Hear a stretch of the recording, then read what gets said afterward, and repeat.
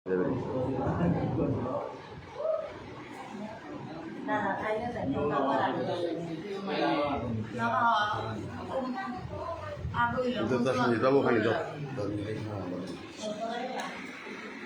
pagpada wala na yan natin. Aba. Borti lagatin na rin.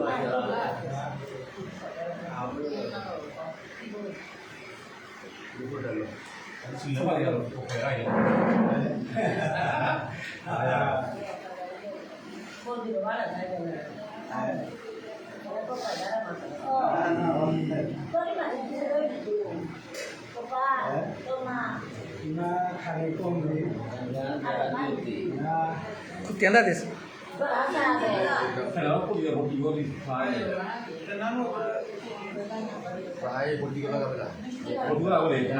Kenangan বন্ধ করে দে।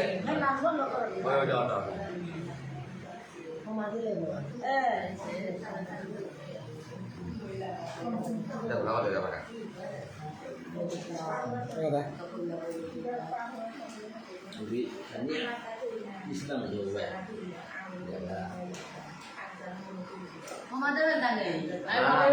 Nah, betul lah kau nak. Oh, gini borti orang ke rumah. Betul lah. Anak kuliah nak kau tadi naik. Kutianda deh, nih bol. Baru mai Kutianda deh. Eh, nawas kutianda deh. Dah, oh tuh dah. Mana lah? Dah dah kelar kutianda ini. Ada patung di. Baka ada. Itu salba ada baka. Kata. Bini nak kata. Bini salba. Pada.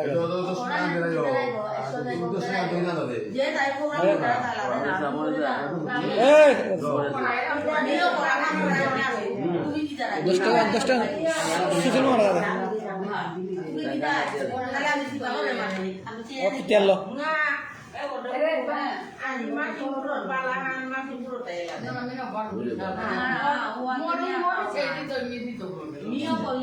Tangan lo, ada 10 টাকা আনলো 10 টাকা আনলো 10 টাকা আনলো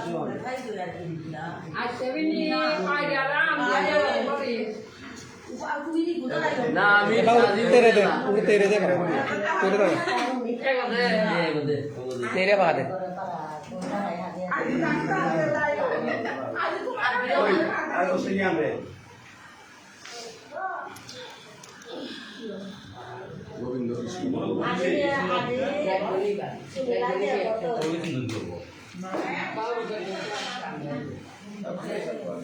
betul aja. Hai. Ada hampa dekat juga lagi yang lalu. Hai. Jadi pak, pokoknya di esok gongguan di tahun ini. Hai. Jadi aji tanure. Ayo tak kemat boleh di kumare dulu. Oh ada nak aku di video kau ulang lagi. Tapi kamu bujur tuh nasi ya. दे वाले से ना बेरे में दे में Bisa mana bisa kau? ओए दे दे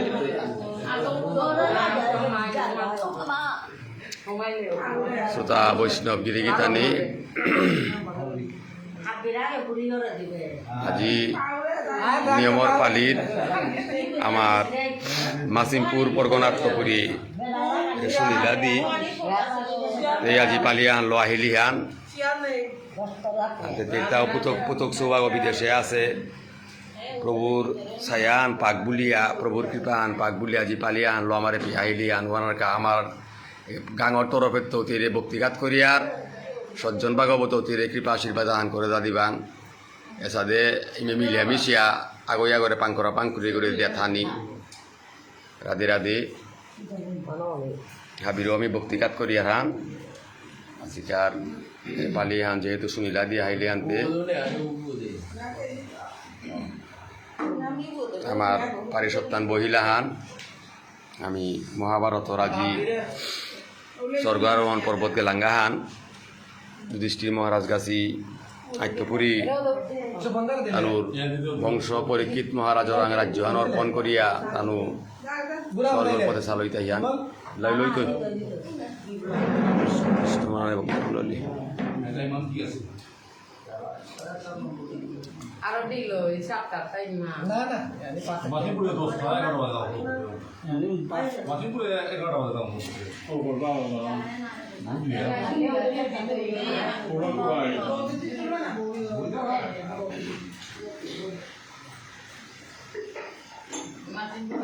মরে this তো লাস্টে ওই সমুদ্র দিছি দিলবো না পুরে আমার কথা রাখবে পুরে কথা হ্যাঁ সুন্দর না আছে তোর কথা আমার ভালো লাগে বুঝলে বলি এটা কি নুকুলে চেরা লবো কি সামনে এবো না নুকুলে বো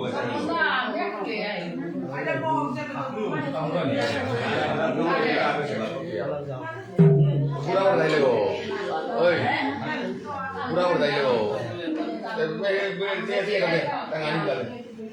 মুই কি যারা ছিল তারা বুঝলো হবে আছে আইরে ইনাতে লিগা যাও শ্রী রাধা গোবিন্দ আনন্দে বলিও প্রেম শ্রী প্রভু Shri Radhe Krishna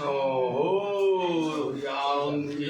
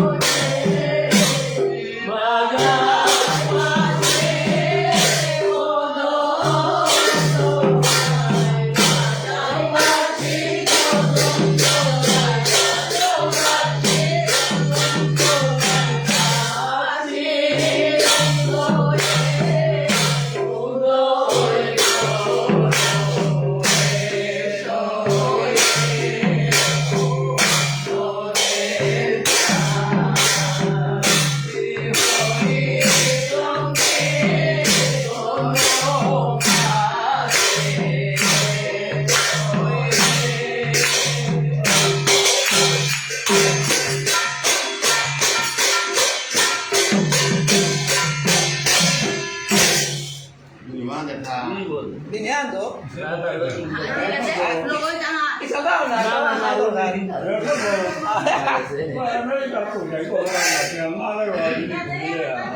Abi niyan, Dok. Jadi mah itu bela, jadi mah itu. Jadi mah, Dok.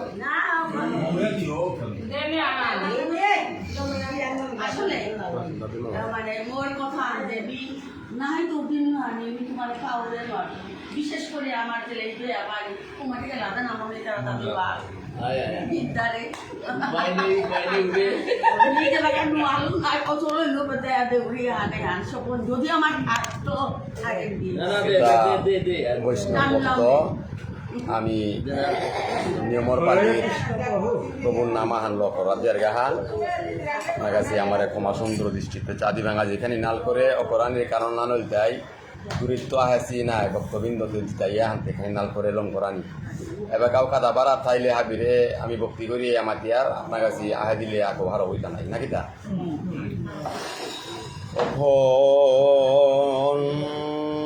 মণ্ডলাকারং ব্যাপ্তং येन চরাচরম তৎপদম দর্শিতম येन তস্मै শ্রীগুরুবে নমঃ গুরু ব্রহ্মা গুরু বিষ্ণু গুরুদেব মহেশ্বর গুরু সাক্ষাৎ পরম ব্রহ্ম তস্मै শ্রীগুরুবে নমঃ হে কৃষ্ণ করুণা সিন্ধু দীনবন্ধু জগৎপতি গোপেশ গোপিকা কান্ত রাধা কান্ত নমস্তে তপ্ত কাঞ্চন গৌরাঙ্গিনী রাধে বৃন্দাবনেশ্বরী বিষভানুসুতে দেবী প্রণমামি হরে প্রিয়ে পঞ্চাকল্পতরুভ্যশ্চ কৃপা সিন্ধুভ্যেব পতিতানাং পাবনেভ্যো বৈষ্ণবাভ্যো নমো নমঃ জয় জয় শ্রী চৈতন্য জয় নিত্যানন্দ জয়াদ্বৈত চন্দ্র জয় গৌরভক্তবৃন্দ নারায়ণং নমস্কৃত্যং নরং চৈব নরোত্তমং দেবীং সরস্বতীং ব্যাসং ততো জয়মধুরয়েৎ বেদে রামায়ণং চৈব পুরাণ ভারতস্তথা আদি অন্তেশ্য মধ্যস্য হরি সর্বস্ব গীয়তে হরে কৃষ্ণ কৃষ্ণ কৃষ্ণ হরে হরে হরে রাম রাম রাম হরে হরে হরে কৃষ্ণ কৃষ্ণ কৃষ্ণ হরে হরে হরে রাম রাম রাম হরে হরে সজ্জন ভাগবত আপনার কাছে শ্রীচরণে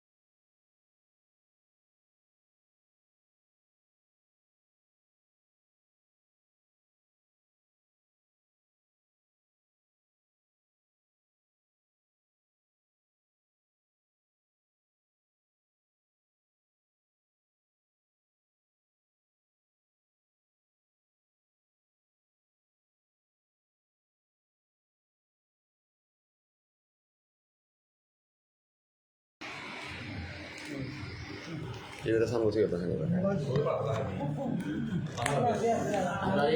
আগে আসি সামগো। যাই হোক, তাহলে আগত কলির রূপ কীরকম হবে? পঞ্চপাণ্ডব ভগবান গোবিন্দ কৃষ্ণের শরণাপন্ন যখন হলেন, গোবিন্দ কৃষ্ণ বললেন সেই কলির পূর্ণ রূপ দেখার জন্য 5 দিন সময় ধার্য করা হলো। প্রথম দিন যুধিষ্ঠির মহারাজ সবার বড় শ্রদ্ধাভাজন ধর্মপরায়ণা সেই যুধিষ্ঠির মহারাজকে দিয়ে কলির প্রথম ধাপ সূচনা করা হলো।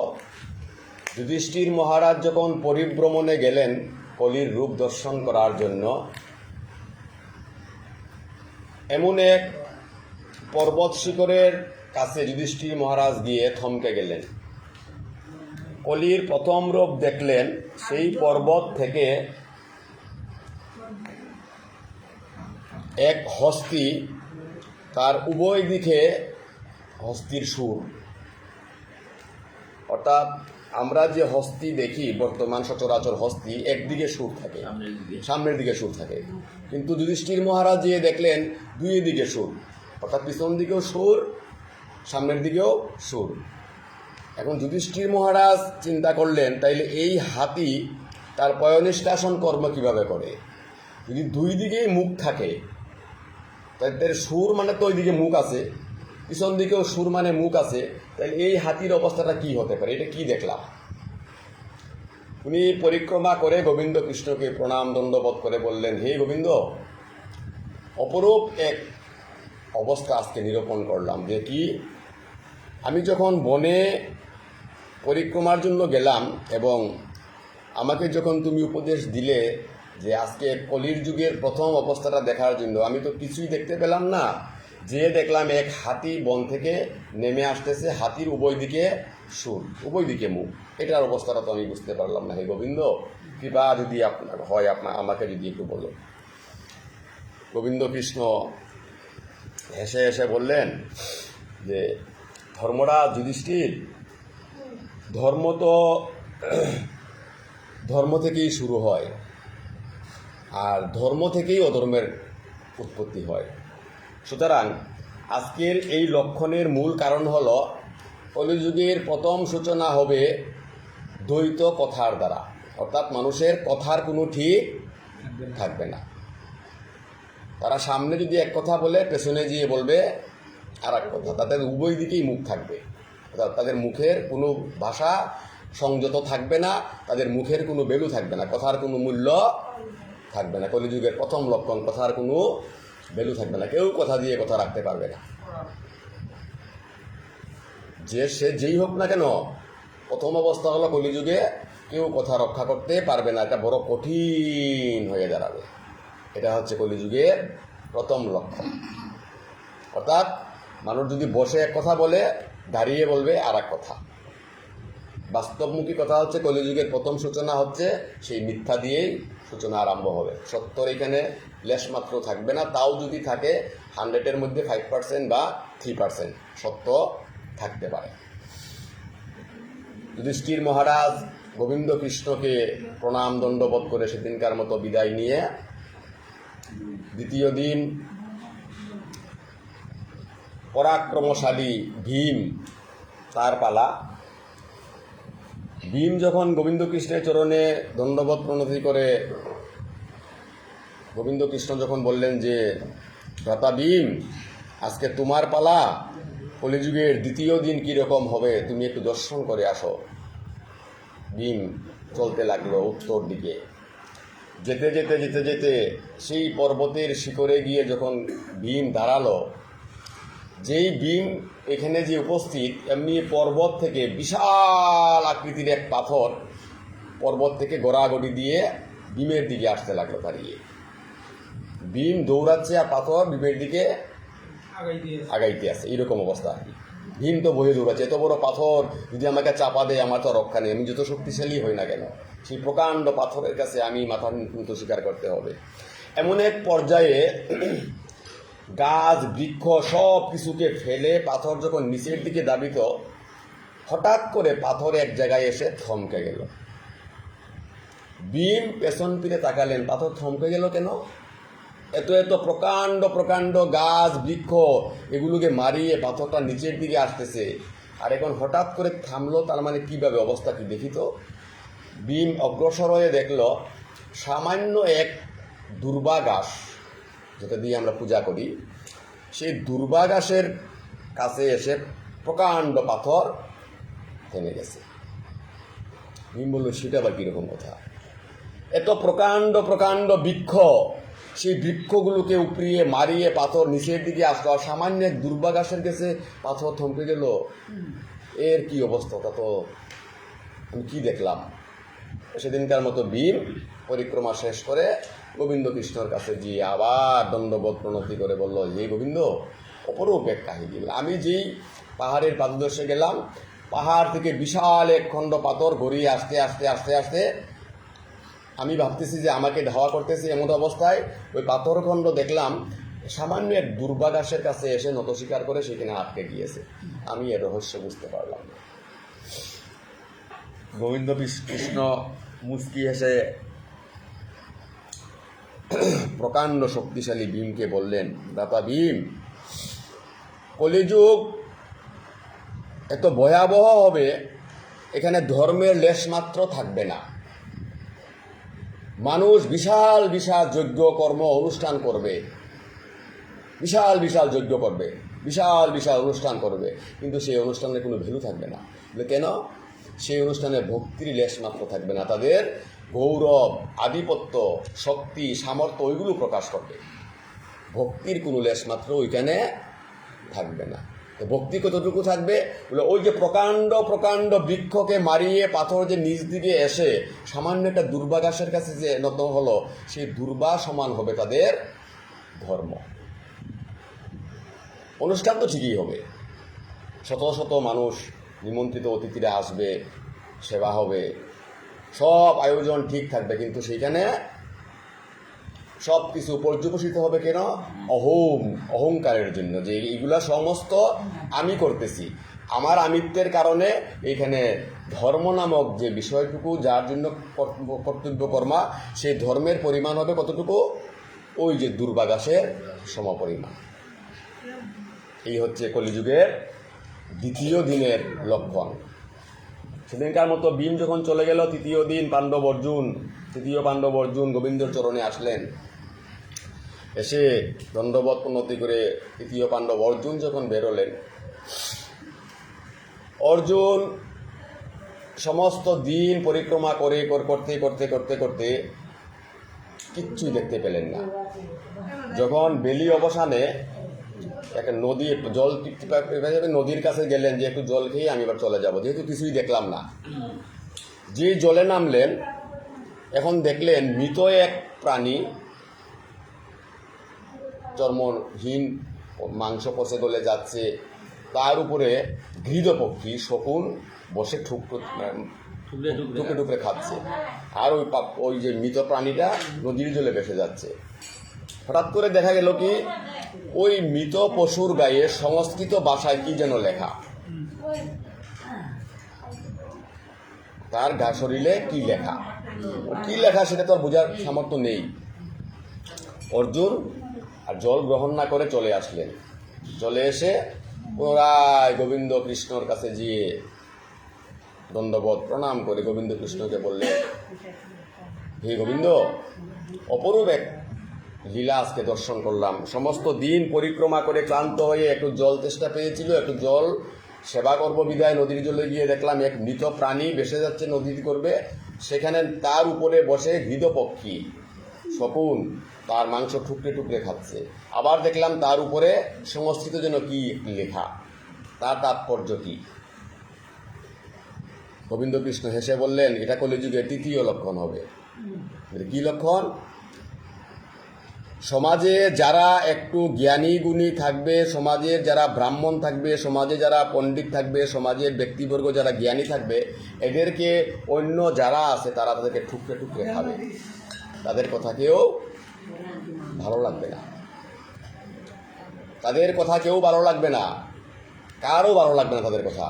তাদেরকে পর্যুকিত করার জন্য অন্যান্য যারা থাকবে, যারা ধর্ম কর্মে লিপ্ত থাকবে না, তারাই সবসময় এদেরকে যন্ত্রণা ওই রকম ঠুকর দিয়ে দিয়ে এদেরকে যন্ত্রণার মধ্যে রাখবে। আমার চেয়ে তোমরা বেশি বুঝো না, আমরা বেশি বুঝি। এখন এটা হলো কলিযুগের তৃতীয় ধাপ। আর ওই বেদমন্ত্র লেখা যেটা, সেটা হচ্ছে কলিযুগের ব্রাহ্মণ, কলিযুগের পণ্ডিত যে বা যারা থাকবে তারা হবে ওই রকম মৃত ব্যক্তির গায়ে যেরকম সংস্কৃত ভাষায় লেখা থাকবে, তাদের এগুলো গোপনীয় থাকবে, তারা প্রকাশ করতে পারবে না, কেননা লোক এইগুলো শুনবে না, ভালোর দিকে ধাবিত হবে না। কলিযুগে সব বিলুপ্ত হয়ে যাবে, মানুষ তার ইচ্ছা স্বাধীন চলাফেরা করবে, বেদ বিধি অনুসরণ করবে না, এর জন্য এগুলো বিলুপ্ত। অর্জুন প্রণাম দণ্ডবোধ করে চলে গেলেন। চতুর্থ দিন নকুল আসলেন।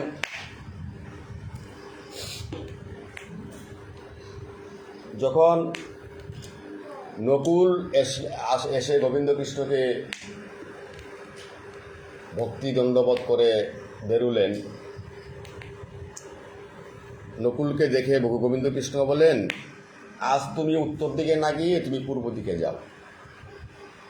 নকুল পূর্ব দিকে বেরোলে। যখন এই পূর্ব দিকে বেরোলে, সমস্ত দিন পরিক্রমা করতে করতে করতে করতে দেখা গেল কি কিচ্ছুই দেখা মেলে না। বিকালবেলা এক মাঠের মধ্যে এক গাভী এক বাছুর প্রসব করেছে, আর বাছুর প্রসব করে জিহ্বার দ্বারা লেহন করতে করতে বাছুরের শরীরে যতগুলো লুম ছিল সব লুম জিহ্বার দ্বারা তুলে ফেলেছে। বাছুরের শরীর থেকে রক্ত পড়া শুরু হয়ে গেছে। এত আদর, মানে তার মা সন্তানদেরকে এত আদর করতেছে। ইস, মানে খুব কষ্ট লাগলো তার অন্তরে। এই পশু সে তো বুঝে না, আর এইমাত্র প্রসব করেছে বাছুর, তাকে তার জিহ্বা দ্বারা লেহন করে তার চামড়া থেকে লুমগুলোকে উঠিয়ে এক কি বিভৎস অবস্থা। এইটা দেখে তার মনে আক্ষেপ এসে সেদিনকার মতো সেও বিদায় নিয়ে চলে আসলো গোবিন্দ কৃষ্ণের কাছে। এসে গোবিন্দ কৃষ্ণকে প্রণাম করে বলল, হে গোবিন্দ, অপরূপ এক লীলা দর্শন করলাম। পশু জাতি তো, তারা তো বুঝে না। এক বাছুর প্রসব করে তার মা গাভী ওই বাছুরকে জিহ্বা দ্বারা লেহন করতে করতে শরীরের সমস্ত লুমগুলো তুলে ফেলেছে, আর শরীর থেকে রক্ত গড়িয়ে পড়তেছে। এটার রহস্য কি? গোবিন্দ কৃষ্ণ হেসে বললেন, কলিযুগটা হবে ওই রকম, সকলের সন্তানদের প্রতি মায়ায় মুহে বিবস্ব হয়ে থাকবে, অন্ধ হয়ে থাকবে, তার সন্তানের দোষ কেউ দেখবেন। মানে এত মায়া তার সন্তানের জন্য হবে, অন্যে যদি তার সন্তানকে এসে কোনো কথা বলে সে লাঠিসোঁটা নিয়ে যাবে তাকে মারার জন্য, কিন্তু তার সন্তান যদি দোষ করে সেগুলো সে কোনোদিনও দেখবে না। বিচারহীনতা লোপ পাবে, আর আত্মকেন্দ্রিক হয়ে যাবে সবাই। আত্মকেন্দ্রিক হওয়ার জন্য শুধুমাত্র মায়া মমতাটুকু হবে নিজের বেলায়। আমার সন্তান, আমার ভাই, আমার স্বামী, আমার স্ত্রী, অন্যেরটা আমার বোঝার কোনো দরকার নাই। কারো শাসনও কেউ করতে পারবে না, কাউকে কোনো ধমকও দিতে পারবে না। সে শুধু আত্মকেন্দ্রিক হয়ে নিজেরটাকেই নিজে বুঝবে, অর্থাৎ নিজেরগুলোকে এত আদর করে, যার কারণে তারা নষ্ট হয়ে যাবে, তারা মানুষও হবে না। কলিযুগের 4 নম্বর লক্ষণ, অতি আদরের জন্যই সন্তানাদি মানুষ করা খুব দুঃসাধ্য ব্যাপার। গোবিন্দ কৃষ্ণ বললেন, এই হবে কলিযুগের 4র্থ লক্ষণ। এবার 5ম লক্ষণ। সহদেব 5ম দিন যখন বেরুলেন, গোবিন্দ কৃষ্ণকে প্রণাম করে পরিক্রমা করতে করতে করতে করতে গোবিন্দ কৃষ্ণ বললেন, উত্তর পূর্ব হয়ে গিয়েছে, তুমি এবার এক কাজ করো, পশ্চিম দিকে গমন করো। দক্ষিণ দিকে যেহেতু সাগর, ওইদিকে যাওয়ার দরকার নাই, পশ্চিম দিকে গমন করো। পশ্চিম দিকে যখন সহদেব গমন করলেন, গিয়ে দেখলেন পশ্চিম দিকে শুধুমাত্র বন আর বন, বন উপবন, আর কোনো কিচ্ছু বৃক্ষ ছাড়া কোনো কিচ্ছু আর দেখা যাচ্ছে না। এমন সমস্ত দিন ঘুরতে ঘুরতে ঘুরতে ঘুরতে এমন তার জল তৃষ্ণা পেয়েছে। কি করা যায় বলতে গিয়ে দেখলে এটা কূপ, আমরা যেটাকে বলি আগে ইন্ধারা, ওই যেখান থেকে কুয়ার মতো আর কি, মানে নল পানি বালতি দিয়ে তোলা হয়। এখন পানির এত তৃষ্ণা, উপরে একটা বালতি রাখা, আর পানি মনে হয় 500 থেকে 700 ফিট গভীরে পানি। তাহলে এই বালতিটা 700 ফিট নিচে যে আবার পানি দিয়ে উঠতে কত সময় লাগার কথা। এই অবস্থা দেখে সহদেব বলল আমার আর জল তৃষ্ণা নিবারণ হয়ে গিয়েছে, এত গভীরে আমি বালতি যখন ফেলবো এখানে আজকের দিন হয়তো গত হয়ে যাবে, আবার একে উপরে উঠাতে, সুতরাং আমি আর জল আজকে সেবা করব না। এই বলে সে আবার গোবিন্দের কাছে চলে গেল। এখন গোবিন্দকে দিয়ে যখন আবার দণ্ডবোধ প্রণতি করে গোবিন্দ বললেন, কি ব্যাপার, তোমাকে বিষণ্ণ দেখাচ্ছে কেন? যে জল তৃষ্ণা এত বৃদ্ধি পেয়েছিল, যাও সামান্য জল পেলাম, জল এত গভীরে ছিল, সেখান থেকে তুলে আমি পান করার মতো যোগ্য না। হে গোবিন্দ, এরকম অবস্থা হলো কেন? গোবিন্দ কৃষ্ণ বললেন যে কলির যুগের পঞ্চম লক্ষণ, শেষ লক্ষণ হলো এটা, যে মানুষ ধন সম্পদ অর্থ বিত্ত ন্যায় অন্যায় এগুলো কেউ গ্রাহ্য করবে না, মানবে না। তাদের সম্পদ আহরিত হবে, কিন্তু সম্পদ কেউ ভোগ করতে পারবে না, কেউ ভোগ করতে পারবে না। বলে কেন ভোগ করতে পারবে না? এইরকম কোটি কোটি অর্থ বিত্ত তার গৃহে থাকবে, কিন্তু তার নিষেধ বাধা থাকবে, খেতে পারবে না, এটা খেতে পারবে না, ওইটা খেতে পারবে না, ওইটা খেতে পারবে না, ওইটা খেতে পারবে না, তারপর তুমি খেতেই পারবে না। লাস্ট পরিণতি কী হবে? একটু যদি যাও বাদ খেয়ে কোনো রকম জীবন রক্ষা করা যায়, অথচ সম্পদে পাহাড় প্রত্যেকের ঘরে। তাই ধন সম্পদ প্রচুর পরিমাণে থাকবে, এত দূরত্বের কারণ হলো সে আহার করতে পারবে না, তার নিষেধ বাধা থাকবে। কারণ ডায়াবেটিস, আপনি মিষ্টি খেতে পারবেন? বিভিন্ন রোগে আক্রান্ত, এখন ডাক্তার বলেছে না না তার তো এই খাদ্য নিষেধ, ওই খাদ্য নিষেধ, ওই খাদ্য নিষেধ, ওই খাদ্য নিষেধ, সবই তো নিষেধ, তাহলে কী খাওয়া যায়? একটু জাউবাদ দেখো কোনো মতে খাওয়া যায় কিনা। এমনও পেশেন্ট আছে 2 চামচ জাইবাদ কোনো রকম খাইয়ে তার জীবনটা ধারণ করতে হবে। এই হচ্ছে কলিযুগের 5টা লক্ষণ।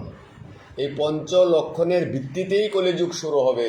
হে পঞ্চপাণ্ডব, আমার বেশি দিন বাকি নেই, আমিও আমার লীলা সংবরণ করব। আমি যদি অন্তর্ধান হয়ে যাই, তোমরা কি থাকবে হস্তিনায়? সেটা তো গোবিন্দ কৃষ্ণ থাকা অবস্থায় যখন বলা হয়েছিল। এখন গোবিন্দ কৃষ্ণ যেহেতু নেই, অন্তর্ধান, পঞ্চপাণ্ডব আজকে তারা কি করলো? বিচারে বসলো যে আমরা তো সংকল্প করেছি, আমরা তো কলিযুগে গোবিন্দ কৃষ্ণ যখন থাকবে না, আমরাও থাকবো না, কি করা যায়? সেই পঞ্চপাণ্ডব আজকে স্বর্গ আরোহণ পর্ব যাত্রা শুরুর পথে বিচারে বসলেন। ডাকলেন কাকে?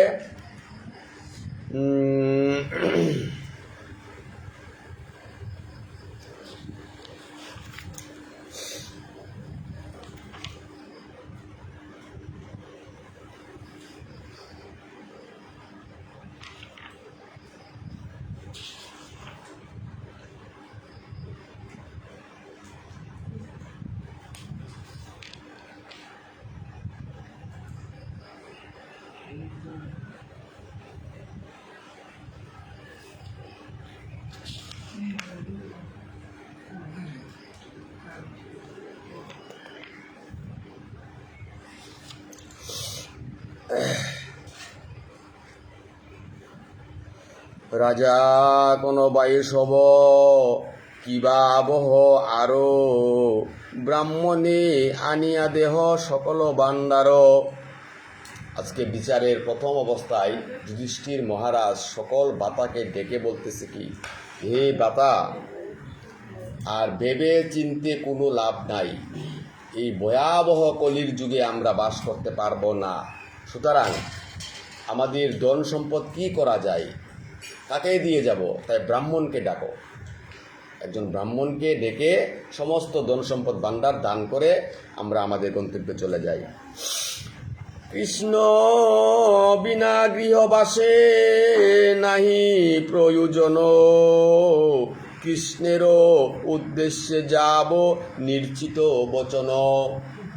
পঞ্চবাতা একত্রে বসে আজকের আলোচনা হচ্ছে, যেহেতু গোবিন্দ কৃষ্ণ তার লীলা সংবরণ করেছেন, সেই হেতু কৃষ্ণ ছাড়া আমরা যে গৃহবাস করব, সেই গৃহবাস অসার হবে।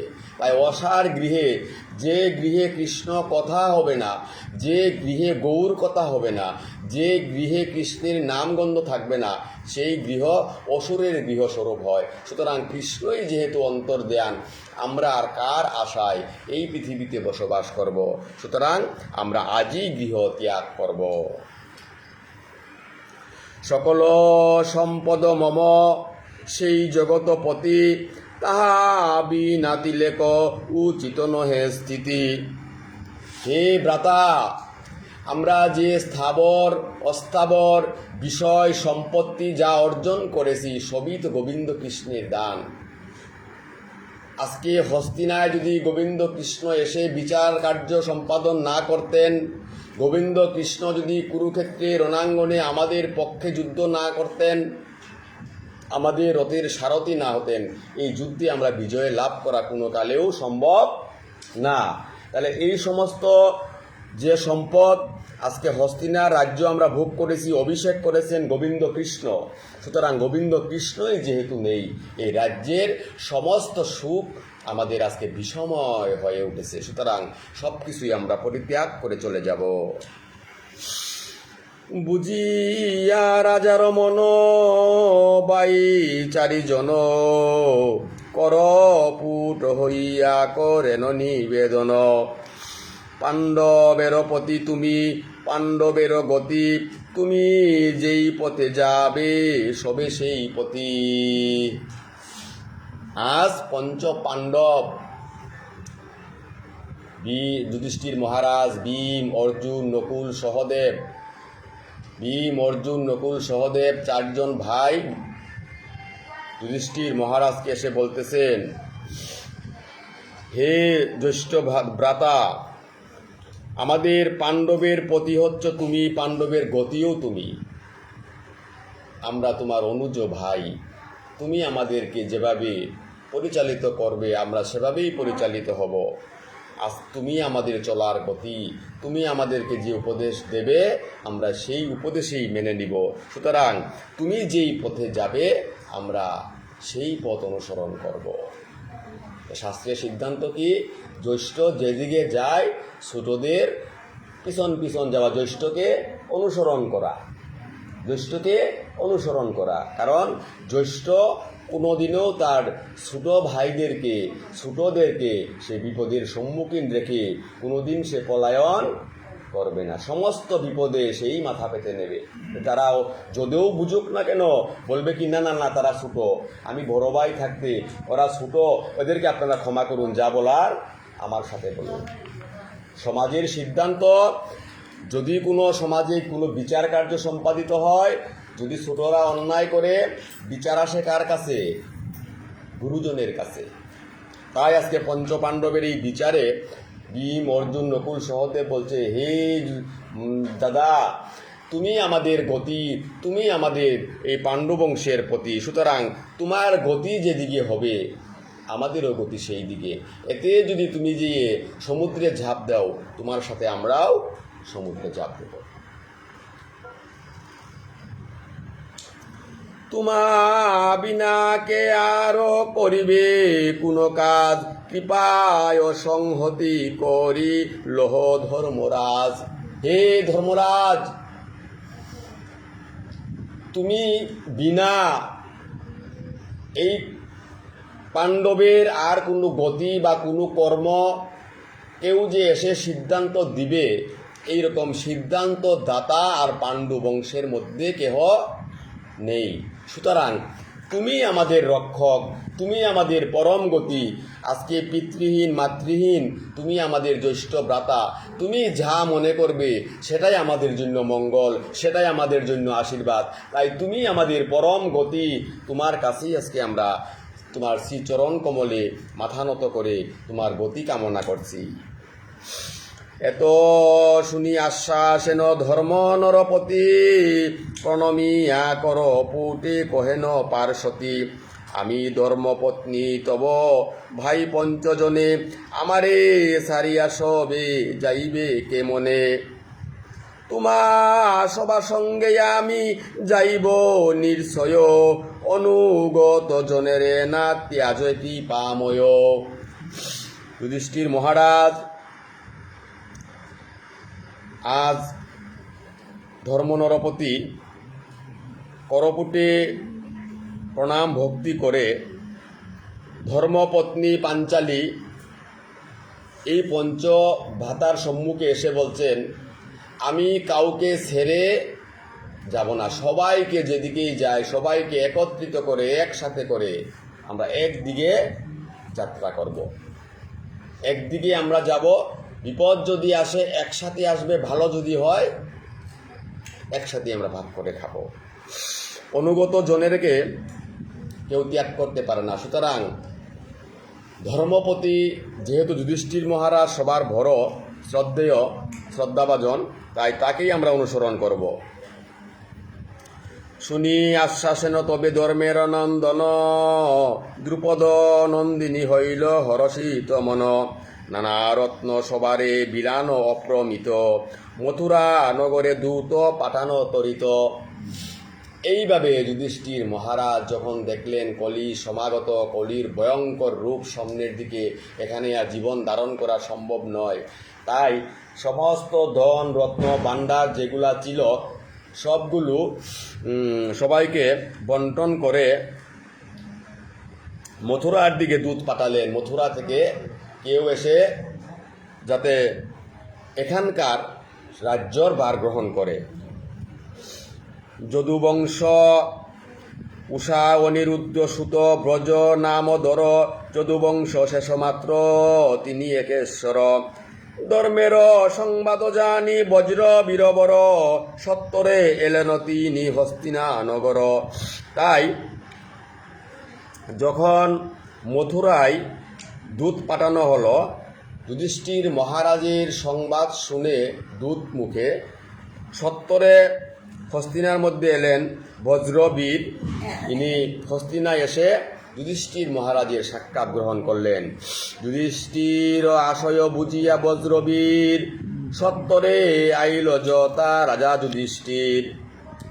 এইভাবে যুধিষ্ঠির মহারাজের কাছে মথুরা থেকে রাজা বজ্রবীর উপস্থিত হলেন। এত কহি যুধিষ্ঠির সত্তর হইয়া, বজ্র হস্তে ইন্দ্রপস্ত ধেন সমর্পিয়া।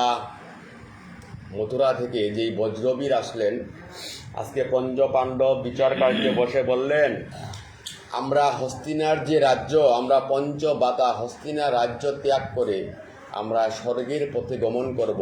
সুতরাং আমাদের যে ইন্দ্রপ্রস্থ, যেটা ইন্দ্রপুরী, সেই ইন্দ্রপুরী আপনাকে দান করলাম, সেটা আপনি গ্রহণ করুন। তার সম্পদ একে একে দান করে দিয়ে যাচ্ছেন।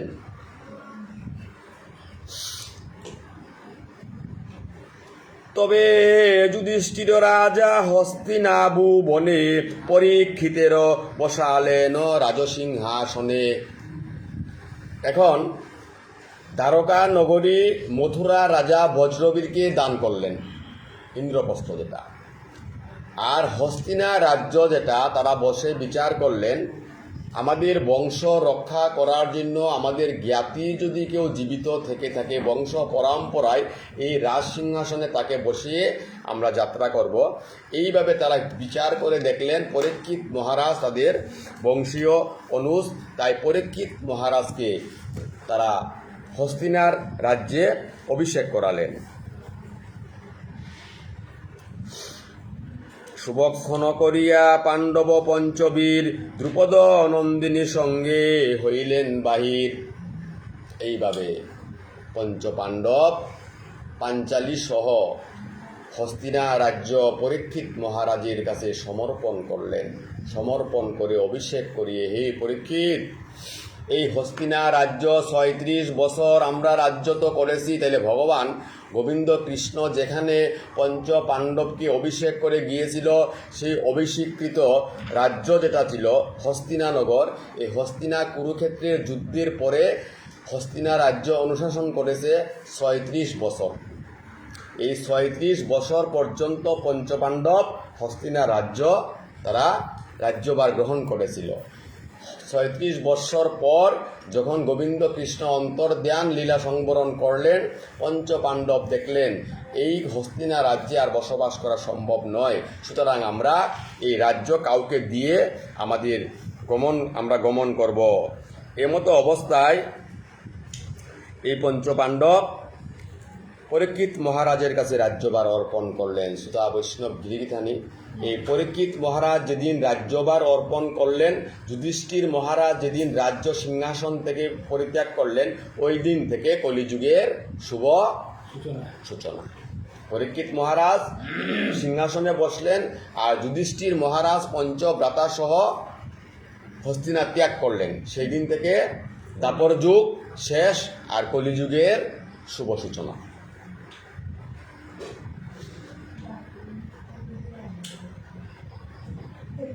চতুর্দিকে লোক সব করে হাহাকার, নাগরিক পুরবাসী যত পরিবার হাহাকার করিয়া ডাকয়ে গণ গণ, কোথা যাও পঞ্চ ভাই পাণ্ডুর নন্দন। সমস্ত নগরবাসী আজকে যুধিষ্ঠির মহারাজের যখনই তার সিংহাসন ত্যাগ করে বনে গমনের জন্য তারা পঞ্চব্রাতা দ্রৌপদী সহ স্বর্গের পথে তারা যখন বের হলেন, সমস্ত নগরবাসী যুধিষ্ঠির মহারাজের পঞ্চ পাণ্ডবের পিছু পিছু তারা অর্থাৎ কান্নাকাটি করতে করতে, কোথাও যাও ভাই পাণ্ডু নন্দন, তোমরা বিহীন এই যে হস্তিনা এত সুখময় রাজ্য আমরা কিভাবে ভোগ করব।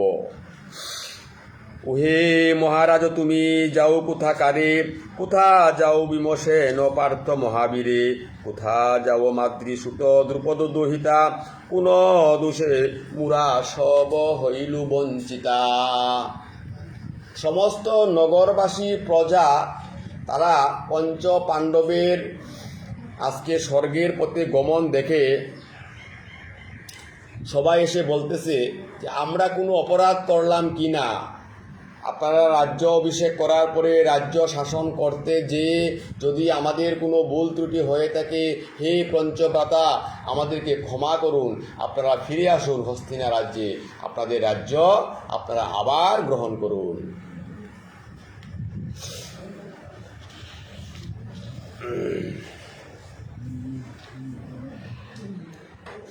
শ্রী জন্মেঞ্জয় কহে শুনত পূজন, অতঃপর কি হইল কহ বিবরণ। জন্মেঞ্জয় মহারাজ আজ প্রশ্ন করতেছে, এই পঞ্চপাণ্ডব দ্রৌপদী সহ হস্তিনা ত্যাগ করার পরে কি হইল, তারা কোথায় গেল, তাদের নিবাস কি। পাণ্ডু পুত্র পঞ্চ ভাই কৃষ্ণের সুখে, কিমতে দরিল প্রাণ এত বড় দুঃখে। হে তপোদন, পঞ্চব্রাতা গোবিন্দের প্রাণ আর পঞ্চব্রাতার প্রাণ একই পঞ্চব্রাতার সাথে একই সূত্রে বাঁধা ছিল। গোবিন্দ বিহনে ওই পঞ্চব্রাতা কিভাবে তাদের প্রাণ তাদের দেহের মধ্যে ধরল, সেইটুকু আমাকে তুমি আশ্বাস ইয়া বলো। বিশেষ ইয়া কহমুনি মহাশয় মুরে, এই দুঃখ খণ্ডাহ মম মনের ভিতরে।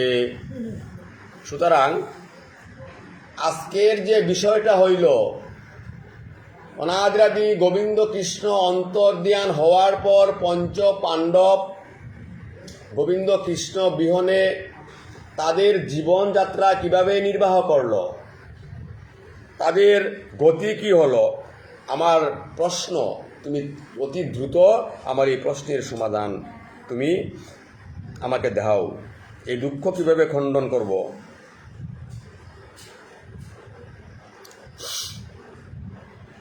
সবাই বসিয়া রাজা ধর্ময় অবতার, পুলকে সবারে লয়ে করেন বিচার। হেনকালে অমঙ্গল দেখি বিপরীত, দিবসেতে শিবাগণ ডাকে চারিবিত। অন্তরিক্ষে গিদপক্ষী উড়ে যাকে যাকে, বিপরীত শব্দ করি গণ গণ ডাকে। বিনা মেঘে গুরু ডাকে ভীষণ গর্জন, বিপরীত বাত বহে ভস্ম বরিশন।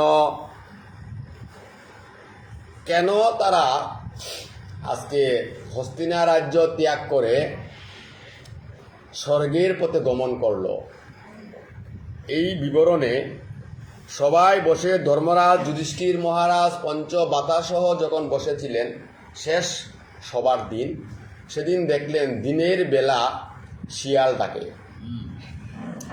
এবং গৃধ পক্ষী শকুন যেটা আছে, যাকে যাকে শকুন পক্ষী আকাশে বিচরণ করে এবং তারা অন্তরিক্ষে গৃধ পক্ষী যাকে যাকে উড়ে বিপরীত শব্দ করে করে তারা ডাকে এবং বিনা মেঘে ঘুর শব্দ, প্রকাণ্ড শব্দ এবং সেই শব্দে ভীষণ গর্জন, বিপরীত বাদ ভস্ম বর্ষণ হচ্ছে।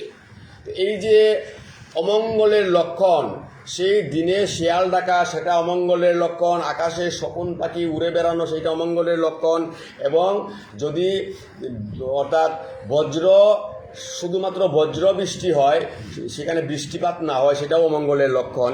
এই সমস্ত গুরুতর অমঙ্গলের চিহ্ন দেখে সেদিন তারা সিদ্ধান্ত নিলেন কলিযুগের সেই স্বপ্ন বাস্তবায়িত হতে যাচ্ছে, সুতরাং আমরা এক্ষুনি আমাদের হস্তিনা রাজ্য ত্যাগ করা উচিত। না জানি কি হেতু হয় এতই অমঙ্গল, মনস্থির নহে মম হৃদয় বিকল। দ্বারকা নগরে গেল পার্থ মহারতা, ভদ্রা ভদ্রতার কিছু না পায় বারতা। না জানি কি বিরোধ করিল কার শনে, না জানি কি ধর্ম কর্ম করিল সেইখানে। অর্থাৎ এই যে অর্জুন কর্তৃক যুধিষ্ঠিরের নিকট যদুবংশের যে কথোপকথন যেটা হয়েছিল, সেই কথা আজকে তারা পুনরায় স্মরণ করে করে যখনই তারা মহাপ্রস্থানের পথে যাত্রা করল পঞ্চপাণ্ডব, আজকে সেই কথা এখানে বলে, রাজা কোন ভাই সব কি বাব আরো ব্রাহ্মণে আনিয়া দেহ সকল বান্ডার তারা ব্রাহ্মণকে অর্পণ করে মহাপ্রস্থানের পথে তারা কি করলেন, যাত্রা শুরু করলেন। হরি আনন্দে বল হরি বল। এইভাবে প্রজা সমস্ত তাদের পিছন পিছন যেয়ে আজকে দেখলেন কি যে মহারাজ যুধিষ্ঠির পঞ্চবাতা সহ হস্তিনা রাজ্য ত্যাগ করে তারা এমন এক বনে ঢুকলেন, সেই বনের মধ্যে তাদের যে অস্ত্র ছিল, খান্ডিব ধনুসহ, এগুলোকে রেখে, যেগুলোকে নিয়ে আমরা মহাপ্রস্থানের পথে যাওয়া সম্ভব না, এগুলোকে কোথাও গচ্ছিত রেখে যেতে হবে। ধর্ম বলিলেন শুনো আমার বচন, সুকনা করহ সবে যাহনি কেতন। এই পরীক্ষিত হইল রাজ্যেতে রাজন, আমার সব তোমা সবে করিবে পালন।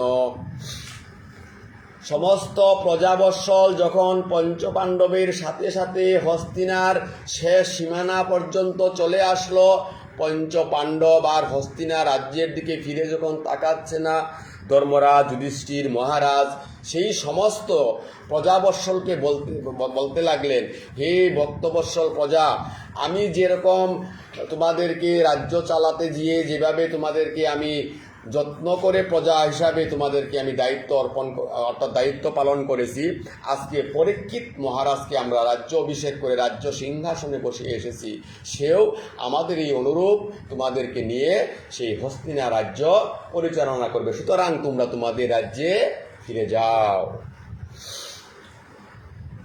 মূঢ় বাক্য অন্যতানা কর সর্বজন, নিজ নিজালয়ে সবে করহ গমন। সংসার অসার সার নন্দের নন্দন, মনেতে চিন্ত সেই কৃষ্ণের চরণ। সমস্ত হস্তিনাবাসীকে মহারাজ যুধিষ্ঠির বলছেন, এই সংসারটাই হচ্ছে অসার, একমাত্র গোবিন্দ কৃষ্ণ হচ্ছে সার। তাই আমি তোমাদেরকে আশ্বাসিয়া বলছি, সেই যে আজকে যে হস্তিনা, সেখানে ধর্ম অর্থ কাম মুষ্ক সকলেই তোমাদের থাকবে, এবং আমাদের এই বংশ পরম্পরায় পরীক্ষিত মহারাজ সেই ধর্মের দণ্ড নিয়ে তোমাদেরকে নিয়ে সেই রাজদণ্ড দিয়েই রাজ সিংহাসন চালনা করবে। তোমরা অন্তরে গোবিন্দ কৃষ্ণকে স্মরণ করে তোমাদের স্বস্থানে তোমরা ফিরে যাও, কারণ সংসারটা হচ্ছে অসার আর গোবিন্দই হচ্ছে সার। কৃষ্ণ বজ কৃষ্ণ চিন্ত কৃষ্ণ কর সার, বেবে দেখ কৃষ্ণ বিনা গতি নাহি আর। তাই এই যে সমস্ত ত্রিজগতের সুখ, তোমরা যে আমাদের পিছু পিছু যে সুখ আমরা নিয়ে যাচ্ছি, আমরা কোনো সুখ সাথে করে নিয়ে যাচ্ছি না, আমরা যাচ্ছি গোবিন্দের দর্শনে, কারণ সমস্ত সুখ হচ্ছে গোবিন্দের শ্রীচরণে। এই যে সংসার ভেবে দেখো, কৃষ্ণ বিনা কারো কোনো গতি নেই। সুতরাং কৃষ্ণ ভজ, কৃষ্ণ চিন্ত, কৃষ্ণ করো সার। তোমরা তোমাদের রাজ্যে ফিরে যাও, সেখানে যে তোমরা গোবিন্দ কৃষ্ণের নাম কীর্তন করতে থাকো, এবং সেই হচ্ছে অগতির গতি। কি বলিব কৃষ্ণ গুণ, কি দিব মহিমা, চতুর্বেদে ব্যাস মুনি দিতে না রে সীমা।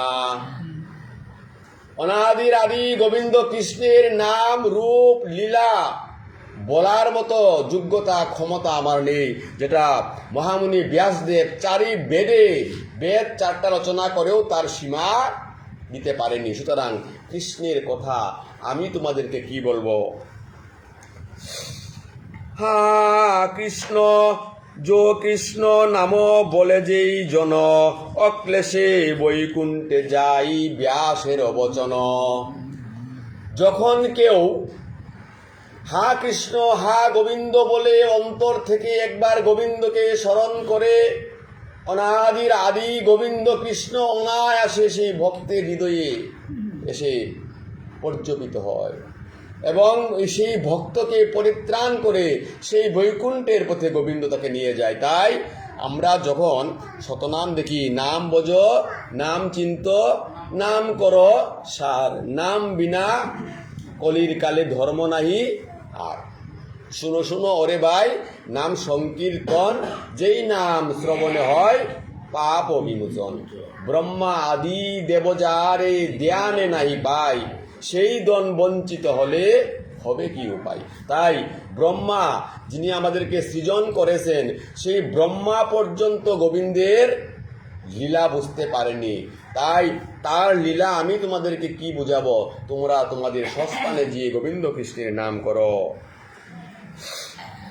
পরকালে বন্ধু সেই নন্দের নন্দন, তেই বিনা বন্ধু আরো নাহি কুনজন। জগতে কেউ কারো প্রকৃত বন্ধু নয়, সবাই সুখের সঙ্গী, কেউ দুঃখের সঙ্গী কেউ হবে না।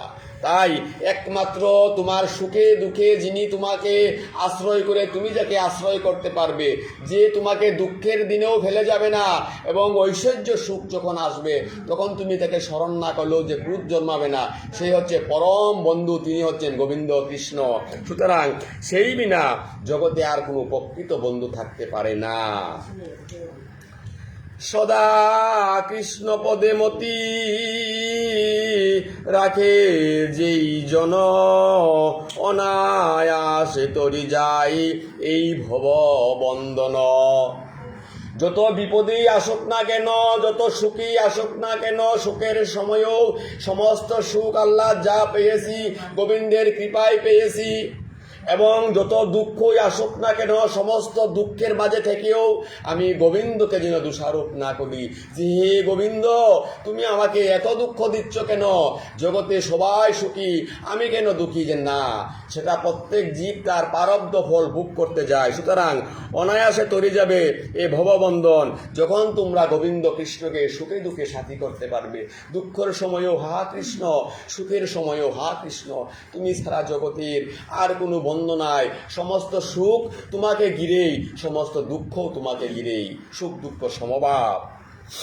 কৃষ্ণ এই রূপে প্রবোধ করিয়া বহুতর, কৃষ্ণ বলি চলিলেন পঞ্চসহোদর। এইভাবে পঞ্চভ্রাতা সমস্ত হস্তিনাবাসীকে অনাদিরাদি গোবিন্দের কৃপা বর্ষিত হোক, গোবিন্দের স্মরণ হোক, গোবিন্দের প্রতি মন প্রাণ আপ্লুত হোক, সেই আশা এবং আশীর্বাদ রেখে সেই পঞ্চভ্রাতা আজ তারা জাহ্নবীর দিকে তারা দ্রুত হাঁটতে লাগলেন। জাহ্নবীর জলে স্নান করিয়া তর্পণ, বহুমতে খ্যাদ করিলেন পঞ্চজন। হেনমতে পঞ্চবায় জান পূর্ব মুখে, হেন কালে বৈশান্যরে দেখেন সম্মুখে। এইভাবে জাহ্নবীর জলে, গঙ্গার ঘাট, জাহ্নবীর এক নাম হইল গঙ্গা জম্বুমুনির সেই পবিত্র উরু থেকে জানু থেকে অর্থাৎ দেবী জাহ্নবীর প্রবাহিত হয়ে বের হয়েছিলেন বিদায় তার নাম হইল জাহ্নবী গঙ্গা।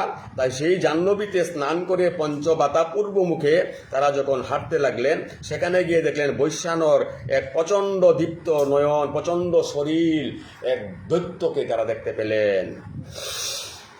অর্জুনে চাহিয়া যে বলেন বৈশ্যানর, আমারও বচন শুন পার্থ ধনুর্বর, আমি হুতা শুন ইন্দ্রের নন্দন, মম হেতু করিয়া সেই খাণ্ডব দাহন।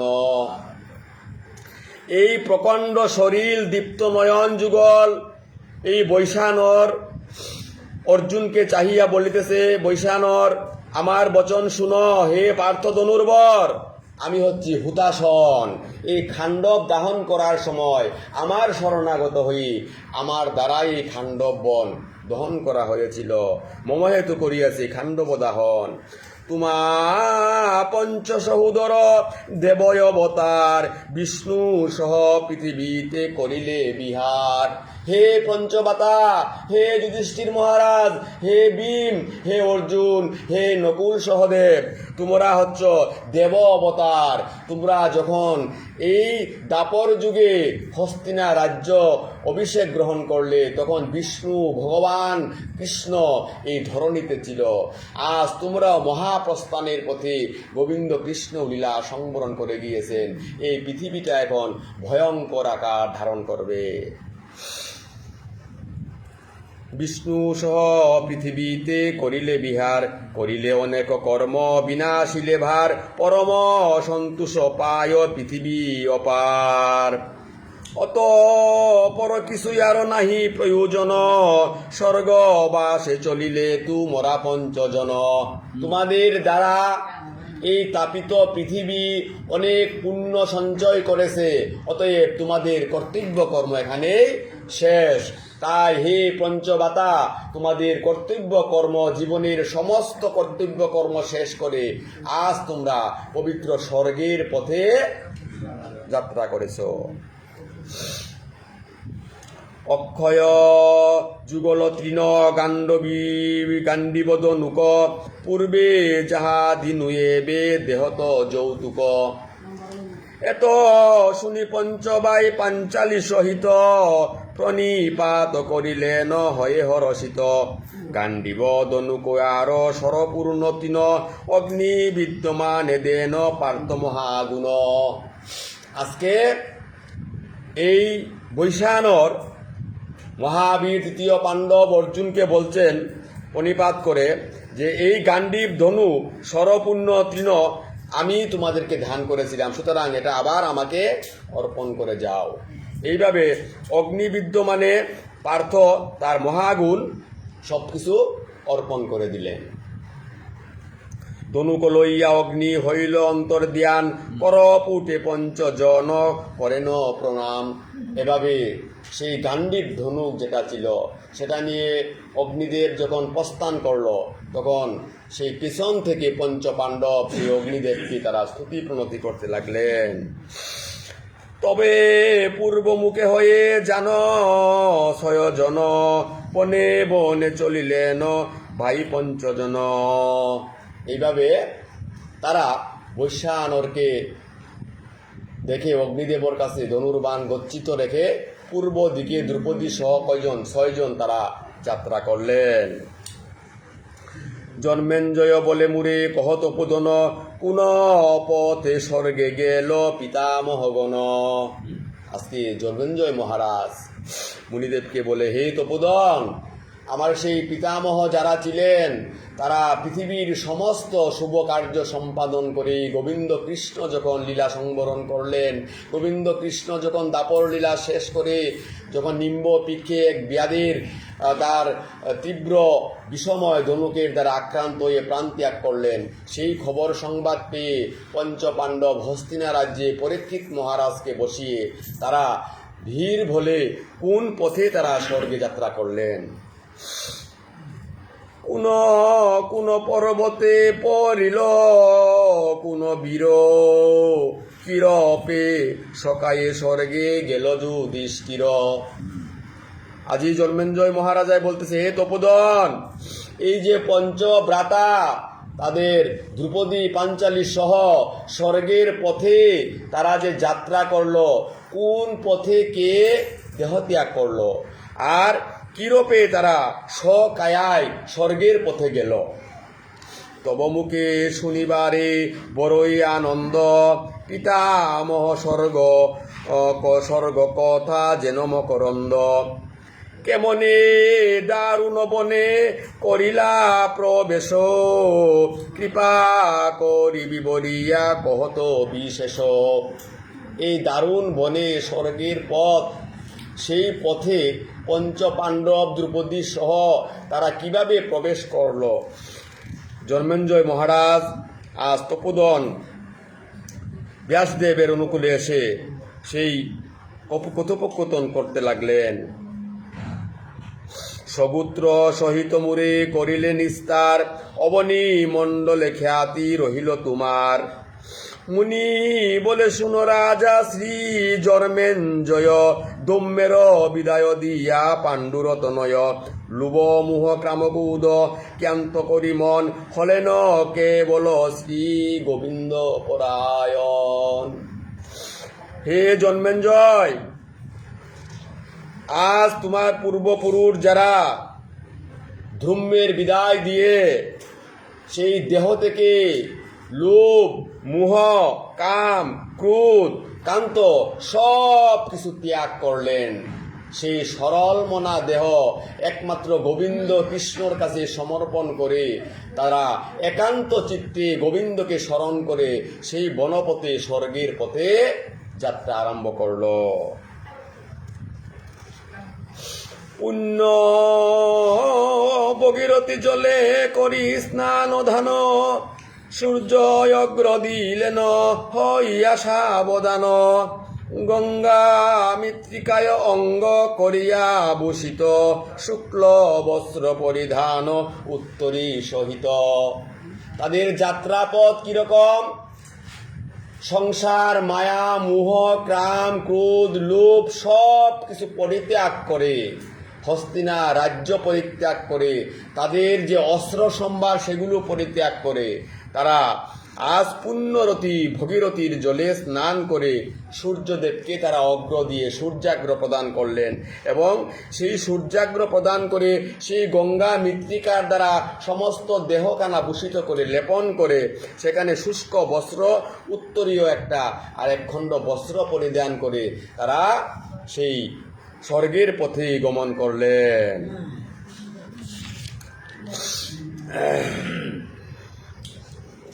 হরি সরি করিলেন গঙ্গা জলপান,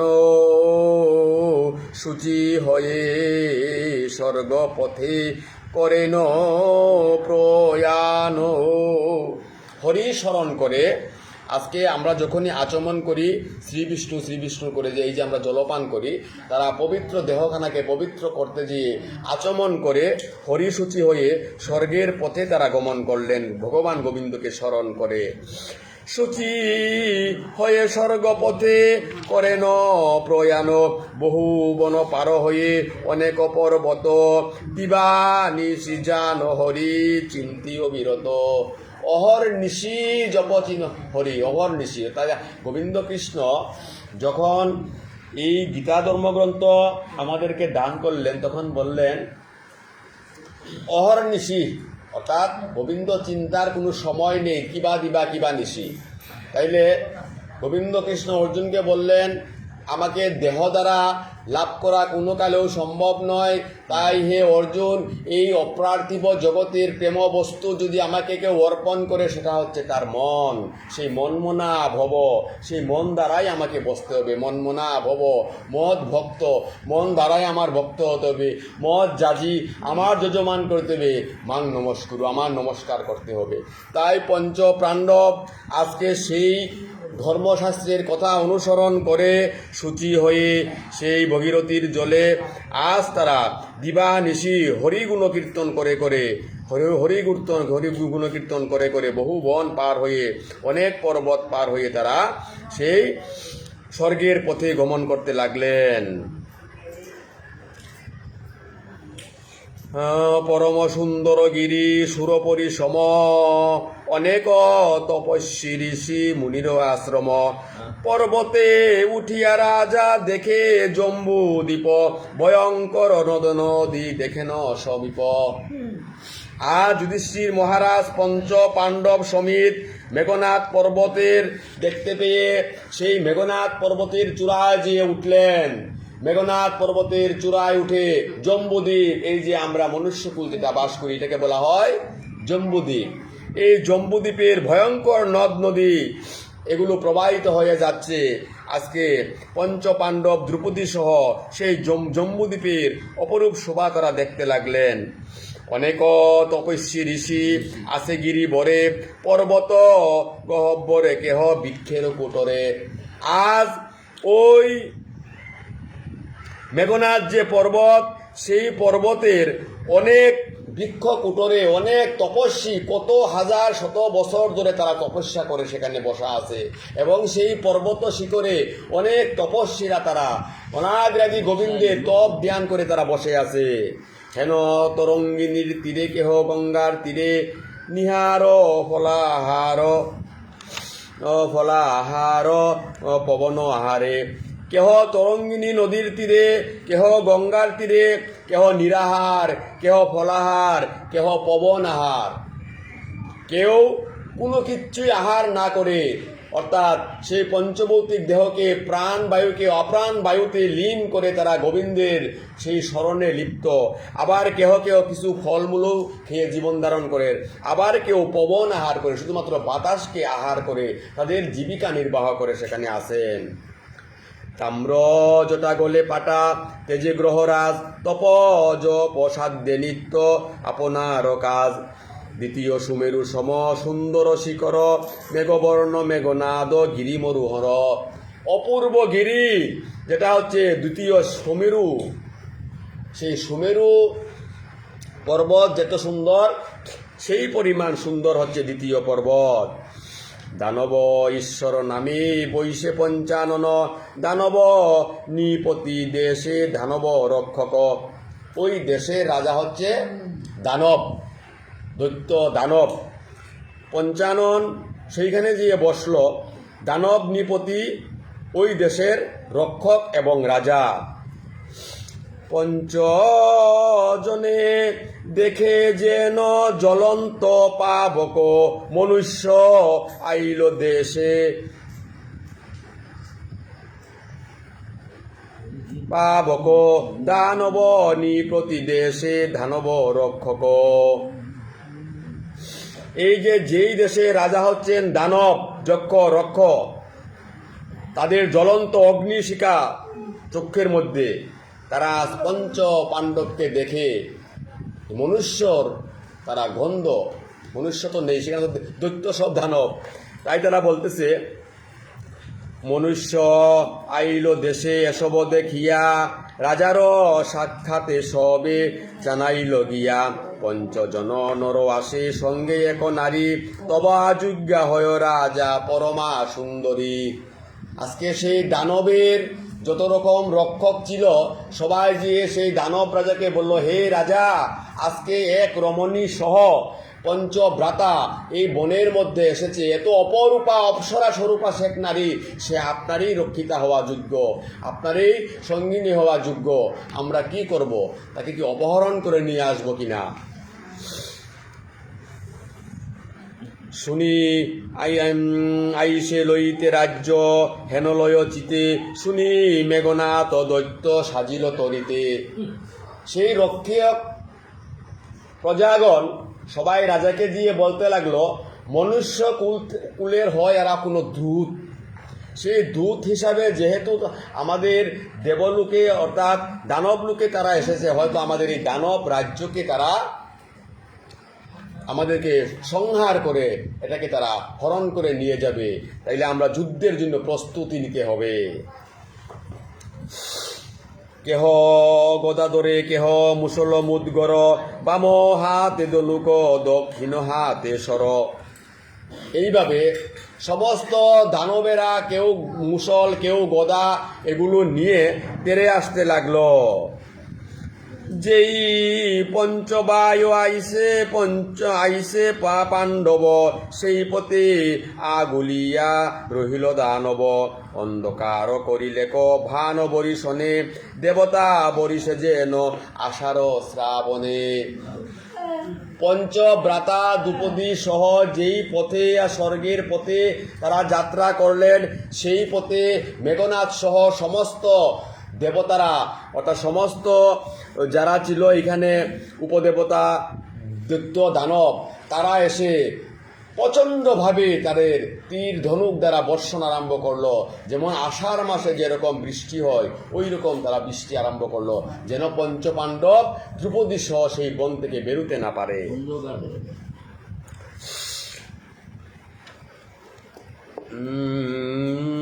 মহাসিংহনাদ করে শব্দ বিপরীত, দেখিয়া পাণ্ডবগণ হলেন বিস্মিত। এইভাবে মহারণ মহাশব্দে পঞ্চপাণ্ডব আজ মহাবৃত হলেন যে কিভাবে সম্ভব।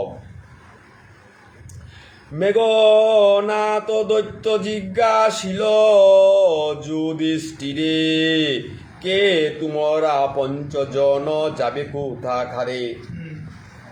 ওই মেঘনাদ যে দৈত্যকুলের রাজা, সে এসে পথ আগুলিয়া পঞ্চবাতার শিরোমণি ধর্মরাজ যুধিষ্ঠির মহারাজকে বলুন, কে তোমরা, তোমাদের পরিচয় কি, তোমরা কোথায় যাবে, আর তোমাদের সাথেই রমণীকে, তোমরা পরিচয় না দিয়ে আমার রাজ্য থেকে তোমরা যেতে পারবে না।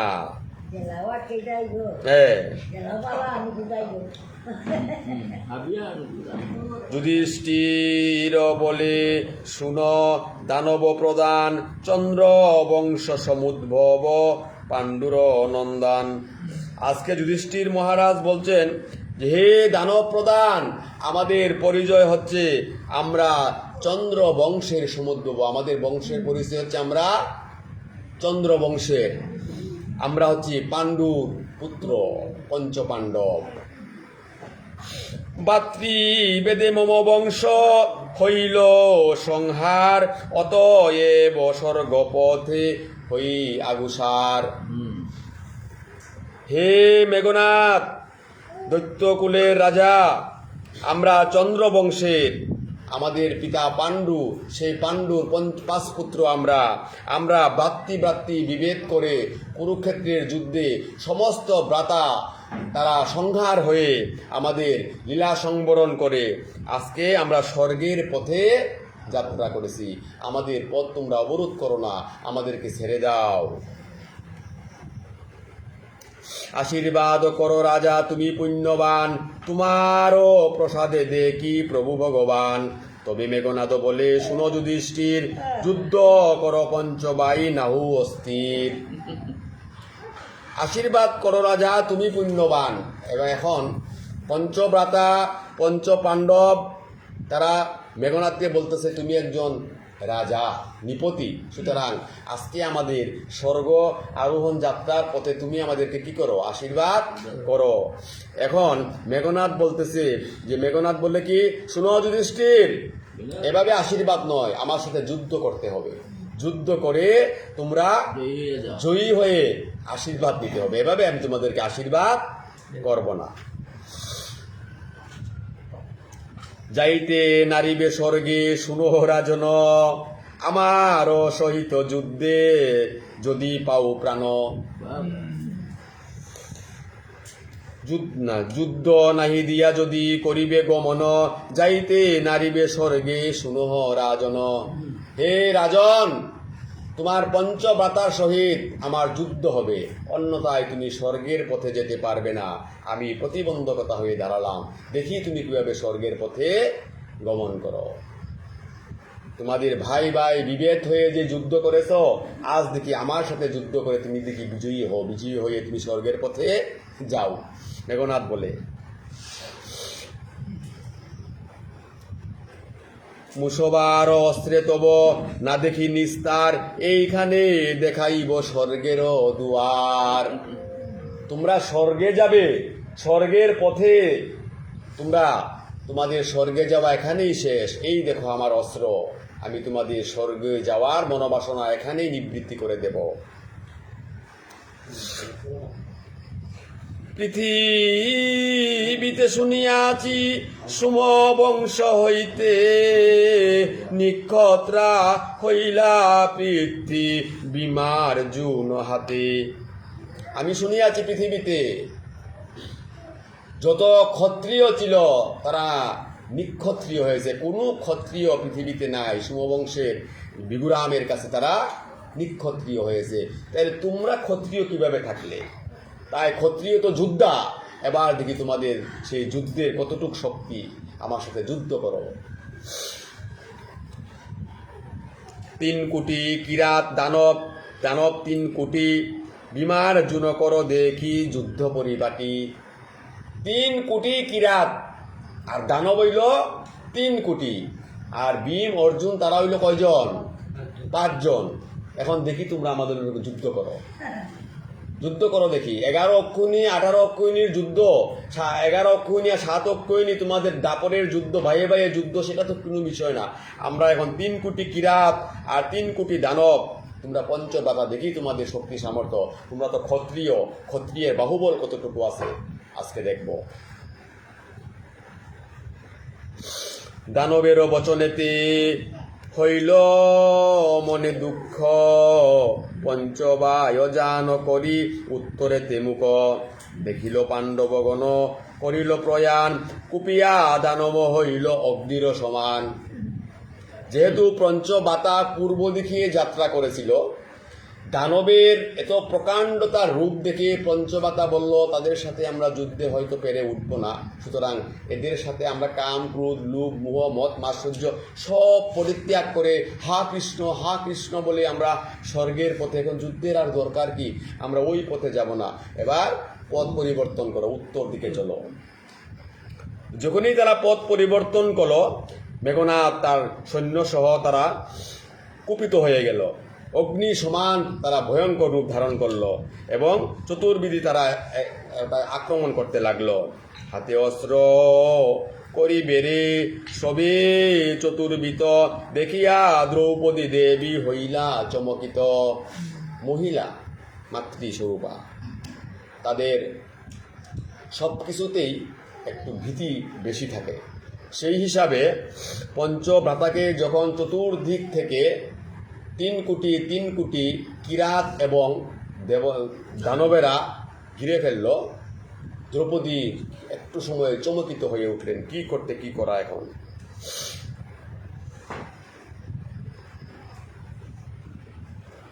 ইহা শুনি ধর্মরাজ কিছু না বলিল, দ্রৌপদীরে দৈত্যগণ ধরিয়া লইল। আজ যুধিষ্ঠির মহারাজ সর্বকার্যে দেখে মেঘনাদ যখন 3 কোটি 6 কোটি লোক তাদেরকে ভেরিয়ে এখন পঞ্চ পাণ্ডবের কাছ থেকে দ্রৌপদীকে তারা ছিনিয়ে নিয়ে গেল। শুনিয়া চাহেন রাজা পাঞ্চালির বিতে, ক্রুদ্ধ হইল বিকুদর নারিল সহিতে। কোন জায়গায় তারা ক্রোধ নিবারণ করে গিয়েছিল, যখনই রমণীর উপরে আক্রমণ আসলো, বলতে রমণীর উপরে আক্রমণ ভগবানও সইতে পারে না, সুতরাং এখানে ক্রোধ আমরা বিসর্জন করে আসি। হে জ্যৈষ্ঠ দাদা, তোমার কথাও আমরা শুনবো না। ভীম প্রচণ্ড বেগে তার ক্রোধ প্রকম্পিত করে উঠে গেল। জ্বলন্ত অনল যেন ঘৃতযুগে বারে, অশেষ প্রকারে দৈত্য গণে গালি পারে। গদা নাহি শালবৃক্ষ দেখি বিদ্যমান, উপারিল বৃক্ষ বড় দিয়া একটান। ভীম কি প্রকাণ্ড শক্তিশালী ভীম, তার গদার ওজন ছিল 80 মণ। সেই ভীম দেখে আমার গদা নাই তো কি হয়েছে, প্রকাণ্ড এক শাল বৃক্ষ, এক টানে শাল বৃক্ষ উপরে। দেখি তোমরা আগুয়ান হও, যুদ্ধ। ক্ষত্রিয়ের বাহুর বল কতটুকু তোমরা দেখতে চাও? এই দেখো শাল বৃক্ষকে এক টানে উপর করে ভীম দাঁড়িয়ে গেল। নাড়া দিয়া পাতা জারি হাতে নিল ঢাল, ক্রুদ করি ধাই বীর যেন মহাকাল। শাল বৃক্ষকে এক টানে উপর করে এক জায়গা দিয়ে সমস্ত পাতা ফেলে দিয়ে ঢাল হিসাবে তাই গ্রহণ করলো। আসো দেখি, যখন এই ভীমের এই প্রকাণ্ড শক্তি দেখে সমস্ত দেবতারা প্রকাণ্ডভাবে আগ্রসর হইতে আক্রমণাত্মক ভাব নিয়ে তারা অগ্রসর হইতে লাগলো। ক্রুদ করি প্রহার করিয়া বৃক্ষ ডাকে হান হান, দেখি মেঘনাথ দৈত্য হইল কম্পমান। এক ভীম প্রকাণ্ড শাল বৃক্ষকে হাতের মুষ্টি ধরে যখন প্রহার করা শুরু করলো, মেঘনাথের পক্ষে যত দৈত্য ছিল সবাই এখন কম্পমান ভয়ে থরথর করে তারা নিক্ষেপ করতে শুরু করলো। ভীম বলে, শুনো রে কিরাত দৈত্যগণ, দ্রৌপদীরে সার যদি পাইবে জীবন। ভীম এবার 3 কোটি 6 কোটি কিরাত এবং দানব তাদেরকে বলতেছে, হে কিরাত এবং দানবেরা, আমি ভীম, আমি তোমাদের জীবন ভিক্ষা দেব এক শর্তে, যদি তোমরা দ্রৌপদীকে এখন ছেড়ে দাও। আর যদি দ্রৌপদীকে তোমরা না ছাড়ো, আমি এখানে 3 কোটি না আরো 18 কোটিও যদি আসে, আমি কাউকে ছাড়বো না, রক্ষা করবো না, তোমরা রক্ষা হতে পারবে না। সুতরাং তোমরা দ্রৌপদীকে ছেড়ে দাও।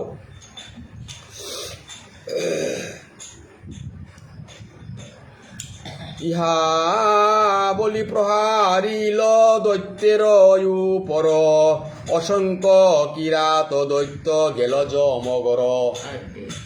এই শাল বৃক্ষ দিয়ে এক হুঙ্কারে ভীম যখন প্রহার করলো, অসংখ্য কিরাত এক প্রহারে তারা দেবাগত যমদূত লাভ করে ফেলল, জমপুরি তারা চলে গেল। মস্তক ভাঙ্গিল কারো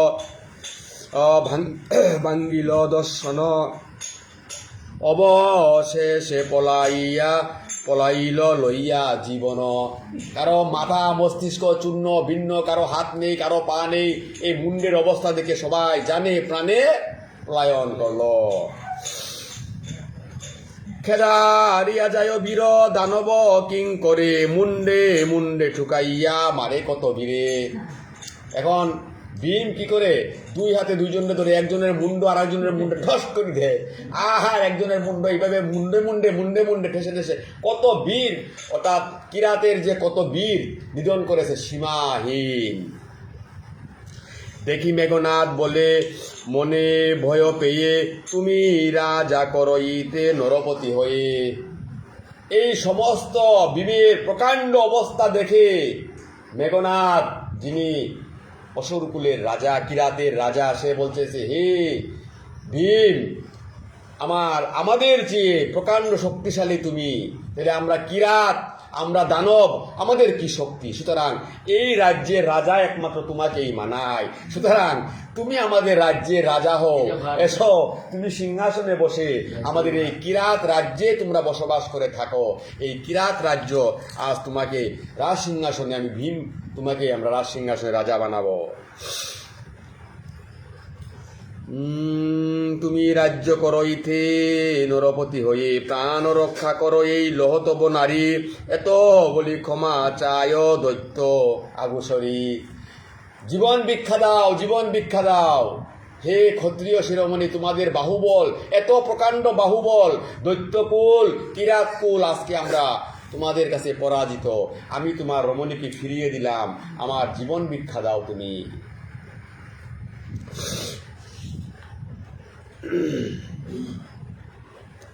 প্রাণ রক্ষা করো এই লহতব নারী, এত বলি ক্ষমা চায় দৈত্যয়া গোসারি। দেখি চিত্তে ক্ষমা দিল বীর বিকুদর, দ্রৌপদীরে লয়ে গেল ধর্মের গোচর। তুষ্ট হয়ে যুধিষ্ঠির ভীম দেন কুল, স্বর্গপথে যান রাজা মুখে হরি বল। এইভাবে আজকে ভ্রাতা ভীম বিপদে আপদে মহাভারত অনুশাসন, মহাভারতের পঞ্চব্রাতা থেকে শিক্ষা নেওয়া হচ্ছে যত বিপদেই আসুক না কেন ভ্রাতৃত্বের বন্ধন যাতে কাউকে ছেড়ে কেউ যদি না যায়, এটাই হচ্ছে সবচেয়ে সঙ্গ শক্তি, সবচেয়ে বড় শক্তি। একজনের বিপদে আরেকজন, একজনের বিপদে আরেকজন, একজনের বিপদে আরেকজন লেগে থাকা। তাহলেই সংসার যুদ্ধে যত অপশক্তি এসে আক্রমণ করবে সেই শক্তি থেকেই আমরা রক্ষা পাওয়া সম্ভব। দুষ্ট শক্তি আমাদেরকে কিছুই করতে পারবে না। আর যখনই ফাটল সৃষ্টি হয় তখনই বিভিন্ন তৃতীয় পক্ষ এসে আমাদের সংসারগুলো নষ্ট নষ্ট নষ্ট নষ্ট হয়ে যায়। এটাই আজকে এই কিরাতের রাজ্যে পঞ্চপাণ্ডব যখন তারা দ্রৌপদী সহ প্রবেশ করলো, 3 কোটি 6 কোটি কিরাত দৈত্য দানবকে এক ভীম তার এক শালবৃক্ষের আঘাতে সবাইকে চূর্ণ বিচূর্ণ করে তাদেরকে পরাজিত করে দ্রৌপদীকে ফিরিয়ে এনে ধর্মপ্রাণ যুধিষ্ঠির মহারাজের হস্তে সমর্পণ করে যুধিষ্ঠির মহারাজ সেই ভ্রাতা ভীমকে আলিঙ্গন করে কুলে বসিয়ে আশীর্বাদ করলেন এবং সব কিছু ক্ষমা সুন্দর দৃষ্টিতে দেখে তুষ্ট হয়ে যুধিষ্ঠির ভীমকে নিয়ে আবার তারা হরিবোল হরিবোল বলে স্বর্গের পথে যাত্রা করলেন। সুতা বৈষ্ণব গিরিগীতানি আমরা মহাভারতের পর্ব তো অনেক, এই স্বর্গ আরোহণ পর্ব তো মাত্র আজকে শুরু, এটা তো এক এক দিন এক এক পর্ব যাবে। তো যেহেতু আমরা শেষের দিন যেয়ে শেষ করব, তাই আজকে কিরাত রাজ্যে দ্রৌপদী পঞ্চপাণ্ডব সহ তারা স্বর্গ আরোহণ পর্বে আজকে ওইখানে যেয়ে তাদের রজনী বঞ্চিত হলো। এই পর্যন্তই আজকে সমাপ্ত দিয়ে আগামীকাল আমরা ধারাবাহিকভাবে এক একটা পাঠ শুনব। যদি কারো ভাগ্যে থাকে তো আমরা দর্শন করব, আর না হয়তো এক এক দিন এসে বাকি খণ্ডগুলো আমরা এইভাবে শুনবো। নিয়মিতভাবে এখন এক এক পর্ব যাবে। তাই আজকে পাণ্ডব সহ দ্রৌপদী সহ কিরাত নগরে তারা প্রবেশ করে সেখানে মেঘনাথের রাজ্যে তারা ভ্রমণ, এখানেই আজকের মতো বিশ্রাম নিয়ে মহাভারতের কথা আমরা এখানেই অমৃত সমান কাশিরাম দাস করে শুনে পুণ্যবান। সমস্ত পুণ্যাত্মা ধর্মাত্মা ব্যক্তিগণ গোবিন্দ কৃষ্ণকে স্মরণ করে মহাভারতের অপূর্ব কথাগুলো শ্রবণ করে তাদের দুষ্গুণগুলো বিচার করে গুণের সমাপ্তি সার হয়, দুষ্গুণ দেহ থেকে খণ্ডিত হয়। এভাবে 1 মাস এই মহাভারত শ্রবণের ফলে সেই দেহ পবিত্র আত্মা রূপ নিয়ে গোবিন্দের চরণ সেবায় দাবিত হওয়া সম্ভব। তাই নিরন্তরে নরে ডাক শিরাদা গোবিন্দ। তাই অন্তিম সময়ে অন্তে অর্থাৎ গোবিন্দ কৃষ্ণের স্মরণে থাকা, গোবিন্দের ভজনা করা, গোবিন্দের কাছেই সমস্ত বাসনা অর্পণ করা, এটাই হচ্ছে কর্তব্য। তাই আজকের সমস্ত কিছু বাড়াবার আজকে আমাদের সুনীলা দিদি যিনি সেবা নিয়ে মাসিমপুর থেকে এসেছেন, তার মনের বাসনা পূর্ণ হোক। তার এক পুত্র বিদেশে তার কর্তব্যরত অবস্থায় আছে, সে যেন সুস্থ শরীরে সমাজের মঙ্গল বয়ে আনুক, দেশের মঙ্গল বয়ে আনুক, শুভবার্তা বয়ে আনুক, সেটাই আমরা তার জন্য প্রার্থনা করি। পরিবার পরিজন নিয়ে পৃথিবীর যে দেশে সনাতন ধর্মাবলম্বীরা সমস্ত জীব সুখে থাকুক, সুখে বসবাস করুক, একে অন্যের ব্যক্তি হয়ে আপদে বিপদে সবাইকে রক্ষা করি। এই কামনান্তে আজকের শ্রী মহাভারত পাঠের এখানেই শ্রী বিশ্রাম হরি আনন্দে।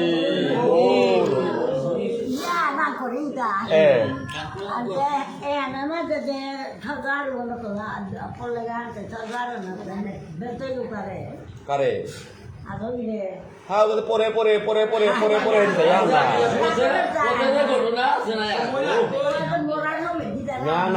না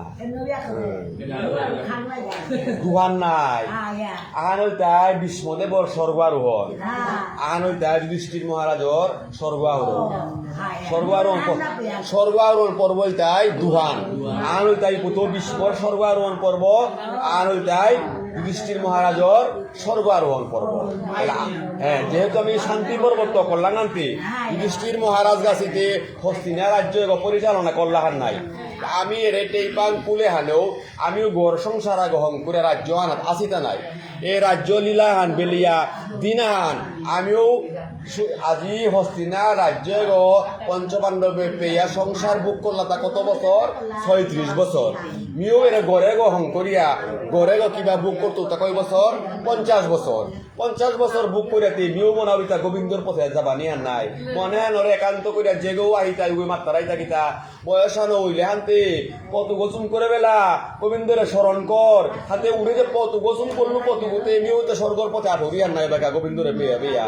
হয়তো তানু গিয়া টেঙারা কেই গো লালইয়া গিতা ইহান আসলে আগ মতেও নাই আমি বারো এই কথাইয়া গুরু স্মরণ করিয়া সজ্জনের কথা স্মরণ করে করে করে করে বিপদে গো দিত ওয়াহান জেঠিমা এহান মহাভারত এহান যুদ্ধ যেহান আমি মল্লেতে সেবিতে কৃষ্ণ মরিয়া হেলে দেখুন আর হান নাই আজি গোবিন্দ কৃষ্ণ মুরিয়া পঞ্চপাণ্ডবরে মাতে গেলা গাতা যে রে অর্জুনে গই মোর 12 দিনকার কর্ম করতইও এগোই মোর সরাত করতইও এগোই মোর লেরি খুন তইও বুলিয়া এরে কৃষ্ণ মন আনি লেরি খেয়ে আজি আমি হুইনার নাই বইয়া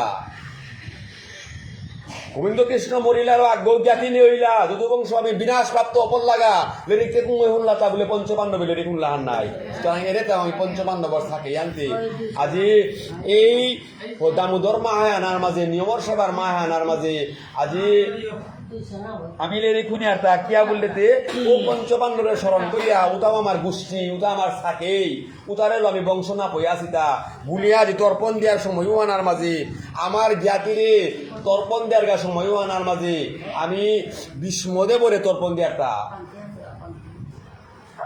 কিয়া বললেতে এ বিষ্মদেবে গই কোনো সৌজি পুতার আনালা না পাছে ক্ষত্রিয় বিধানে বিষ্ণুদেবর বংশ ইপুতৌ বিষ্ণু বলে আমাকে আনতে আমি এটাই জিঞ্জিনি এটাই ইপুতৌ বিষ্ণুরে ওদিন তর্পণা হান দেনা লাগে হান মান ক্ষত্রিয়র বিধান হান সুতরাং ক্ষত্রিয় কুলর এহানার ওই আজি ওভারঅল পৃথিবীর যে যে জায়গার মাঝে বিষ্ণুপ্রিয়া মণিপুরী বসবাস করে আছি হাবিয়ে মহাভারতে আন শ্রবণ কর্তারা তাকিয়া ও গোবিন্দ কৃষ্ণ লীলা সম্বরণ করে গেছে গা গোবিন্দ কৃষ্ণর কা পঞ্চপাণ্ডবে লেরি খুনলা হ্যাঁ আজি জন্মঞ্জয় মহারাজ কাছি এহান শ্রবণ করলা তদ্রুপ আমিও এরে মা হেহানার মাঝে দামোদর মা হেহানার মাঝে নিয়ম সেবার মা হেহানার মাঝে এরে মা হেহান করার তখাম করা পেয়া দুষ্ট্রুপি এটা নিজরে রারিয়া হানলো আমার দেহগত পুরি এটা করি এটা এহানেই মূল বাসনা যেদিন গিয়া হাবি আগো সংসারে তো মোর বাপক গেলগা মরি মা গেলিগা পরবর্তীতে আগো সিরিয়া লইয়া হয়ে জানাইয়া নাই গিয়া লমইয়া হাবিব বেলিয়াত আজি পঞ্চপাণ্ডবর শিরোমণি গকুঙ্গ মহারাজ যুধিষ্ঠির যেদিন গিয়া তার গন্তিগত কই দিয়া ওদিনও হানি লীলাহানও লীলাহান সুতা বৈষ্ণব গিরিগিঠানি আজি এর আরম্ভ করলাম পর্ব গতে খুবই মানে জীবনের সঠিক পদ চিনানির পদ এ পদে পারিমাণ শক্তিতে যদি সময় থার আহাদা দিব আর নে হাবিরটা কর্তব্য কর্ম আছে নাই নিকা বাহানি আনতে হাবিরও আমি দিও করিয়া আজি এহানাতেই বিশ্রাম করিয়া আগামীকালি তাই কিবার রবিবার কালি নিমর পালি আহান দিয়া বেলতো দিয়া বেললে পরে থাই তুই হানি বাটে দিতে নাই নাকি তা এহানেই আবিরাম আমি প্রার্থনা করি বর্মা গৌরী আর আহাদে সব সজ্জনের চরণে আমি গুটি গুটি ভক্তিঘাত করে উড়ি এর যে বহসি সজ্জনের সবাই হানার মাঝে গোবিন্দ কৃষ্ণের মাঝে এটা যে ভক্ত যদি না থাই তারা ভক্তরে লহেমি ভগবান নাই মি ভগবান ভক্ত যে পেনে ওর প্রেমিও আহে না রবি ঠিক আশীর্বাদ করে না রবি তাই ভক্তও তাই মরি মা ভক্তও তাই মোর বাবা আর ভক্তরে লইমি গোবিন্দ কৃষ্ণ পালইয়া আসুন সুতরাং ভক্তের মহিমাটা প্রকাশ করানি কারো দ্বারাও সম্ভব নার এ ভয়াবহ কলিযুগ এহানার রূপ এহান বর্ণনা হান আমি শুনলাম হানতি খানিয়ান যত কিছু ওই আওথায় অন্তত পক্ষে নিজরে ক্রুদ এহান খানি কমিয়া চলানি হান ব্যবস্থা করে পারলেই সাত্বিকভাবে দিয়ে গিয়াছে হইয়া আমি সঠিক পথে দে গিয়া পারতাম নাই হাতে কারণ ভয়ঙ্কর যুগখান নাই হাতে জিয়াজি পুতের কথা না শুনতাই গড়র পরিবার পরিজনের কথা না শুনতাই বেয়া পাবি বুনিয়ে কথা না শুনতাই বাপকে পুতকর কথা না শুনতুই পুতকে বাপকর কথা না শুনতাই তার মাঝে কলি যুগখানি মাঝে যার গাহান নাই কথা না শুনতাই স্বাভাবিক কানে হান এহানেই সংসার হান অলির যুগ এহানার মাঝে হইতা সুতরাং লক্ষণ 5 লক্ষণ এই লক্ষণ এহানার মাঝে হইতা এই আহের ভুঙে দে ঘুরকলি হান যে বাকা হম হইতই উবাকা মাত্তাইতা যে সংসার ধর্ম হইতইতা অর্থের গজে অর্থ নেইতই গো সংসার ধর্ম করো না তৈ লগও করে না তৈ ভুঙে দে সময় না হেন নাই ওখান ঘুরকলি লাগতো ইয়ান যার টাকা থাকবে তাকেই রমণীরা বিবাহ করবে যার টাকা থাকবে না ওইখানে সংসার ধর্ম হবে না এটা কলি অর্থের দিকেই কলি দাবিত অর্থের দিকেই কলি অর্থ নাই ধর্ম তোমার ধর্ম নিয়ে তুমি বসে থাকো আমি ধর্ম পথে নাই কারণ এটা কলির তাণ্ডব তাই যুধিষ্ঠির মহারাজ যেদিন রাজ সিংহাসনে পরীক্ষিত মহারাজকে বসালেন, যুধিষ্ঠির মহারাজ ওই হস্তিনা ত্যাগ করলেন, সেদিন কলি এসে মূর্তিমন্ত হলো পরীক্ষিত মহারাজের সম্মুখে। এখন পরীক্ষিত মহারাজ ওই মূর্তিকে দেখে জিজ্ঞাসা করলেন, তুমি কে? পঞ্চ পাণ্ডব তারা তো ওই রাজ্যভার আমাকে দিয়ে তারা বনে গমন করলো, তুমি কে?